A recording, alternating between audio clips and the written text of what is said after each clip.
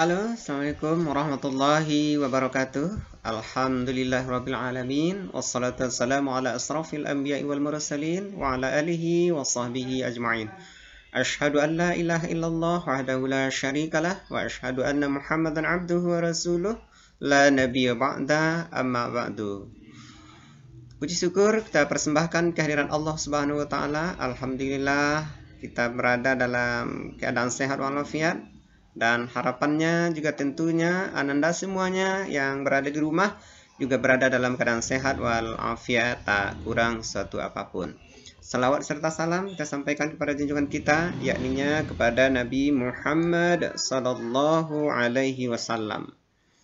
Ananda yang dirahmati Allah, pada kesempatan yang baik ini kita kembali Ananda kembali belajar bersama Bapak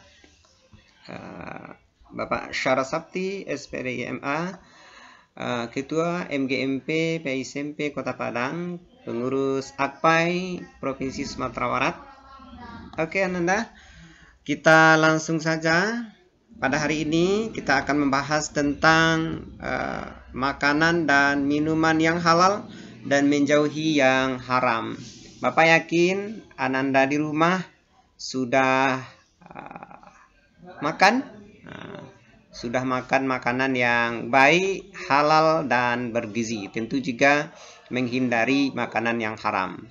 Pada kesempatan ini, Ananda bisa lihat betapa banyaknya makanan di depan kita ini. Yang menjadi persoalan kita, apakah semua makanan ini halal? Apakah semua makanan ini baik? Halalan thayyibah? Tentu ini perlu kita kaji dan pelajari.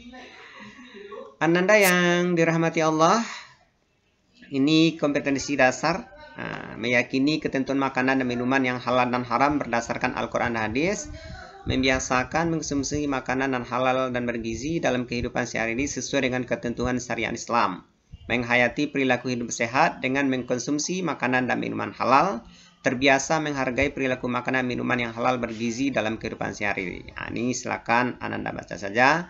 Yang ini KI 1, KI 2, KI 3, KI 4. Untuk KI 3 memahami ketentuan makanan minuman yang halal dan haram berdasarkan Al-Quran dan Hadis.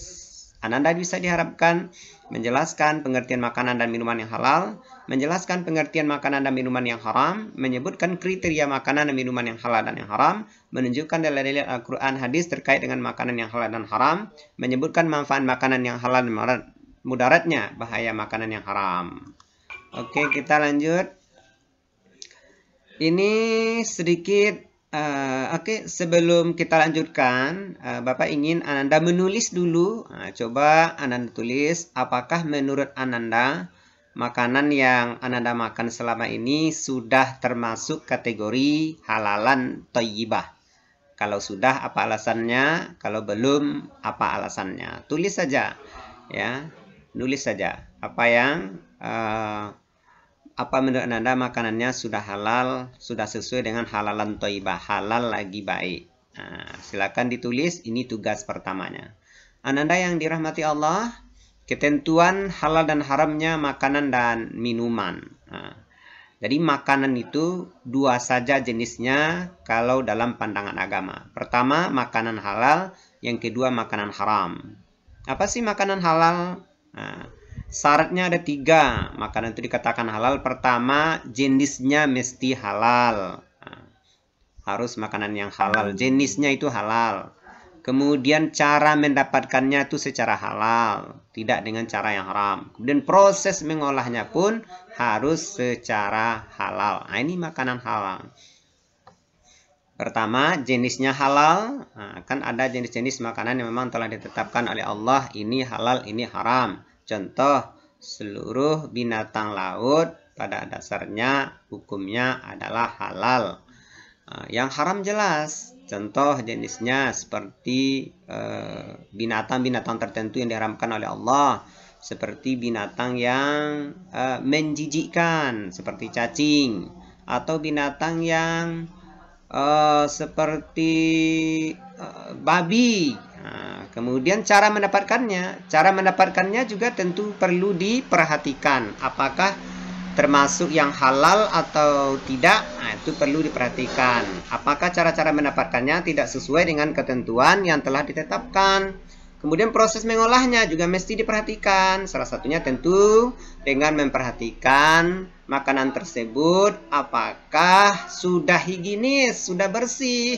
Nah, jangan diolah secara serampangan atau diolah tidak sesuai dengan standar-standar kesehatan. Mungkin itu diantaranya. Nah, kemudian yang haram.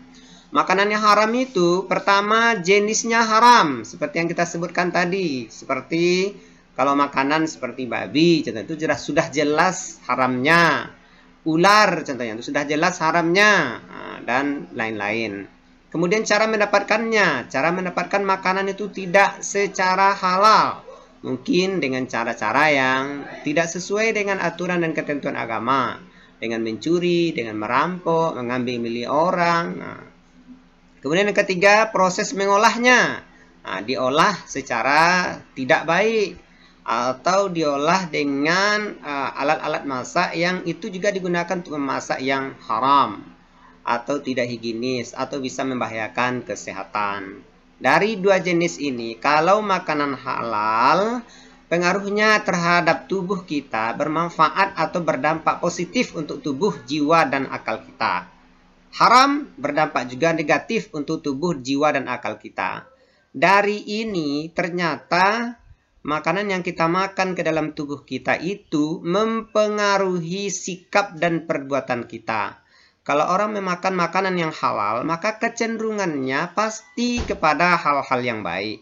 Kalau dia memakan makanan yang haram, pasti kecenderungannya kepada hal-hal yang haram juga. Nah, ini yang perlu diperhatikan. Oleh karena itu, Anda silakan biasakan diri mengkonsumsi makanan dan minuman yang halal dan menjauhi makanan dan minuman yang haram. Ini saja. Sampai di sini. Untuk tugas kedua, Ananda silakan ditulis pertanyaannya agak satu atau dua. Terima kasih untuk sesi ini, sesi pertama ini. Kita tutup dengan hamdalah. Alhamdulillahirrabbilalamin. Assalamualaikum warahmatullahi wabarakatuh.